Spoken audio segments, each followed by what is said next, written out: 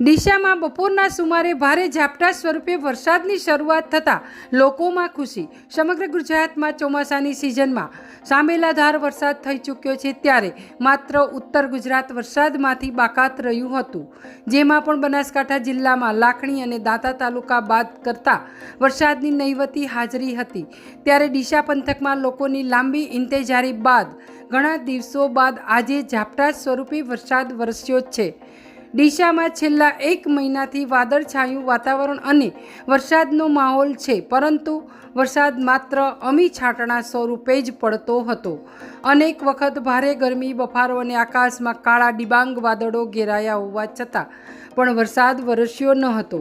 સોમવારે સવારથી જ વાતાવરણમાં ભારે વરસાદ વરસે તેવું બન્યું હતું। જો કે તેમ છતાં બપોર સુધી વરસાદે હાથતાળી આપી હતી, પરંતુ બપોર બાદ ભારે ઝાપટા સ્વરૂપે વરસાદની શરૂઆત થઈ હતી। લોકોમાં પણ લાંબી ઇંતેજારી બાદ વરસાદ વરસ્યાની ખુશી જોવા મળી રહી હતી।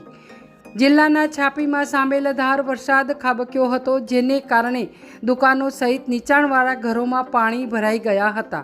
છાપીમાં ભારે વરસાદના કારણે રોડ પર જાણે નદી વહેતી હોય એવા દ્રશ્યો જોવા મળ્યા હતા। બીજી બાજુ જોઈએ તો ડીસા તાલુકાના ગ્રામ્ય વિસ્તારોમાં ભારે વરસાદ ખાબક્યો છે। ડડીસા તાલુકાના બાયવાડા ગામે પ્રાથમિક શાળાની સામે વરસાદી પાણીના કારણે વાલીઓ વિદ્યાર્થીઓને તેડીને લઈ જવા મજબૂર બન્યા હતા।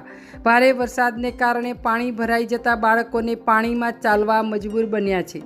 સમગ્ર જિલ્લામાં ભારે વરસાદ ખાબક્યો છે, જેને લઈને જનજીવન અસ્તવ્યસ્ત થઈ ગયું છે।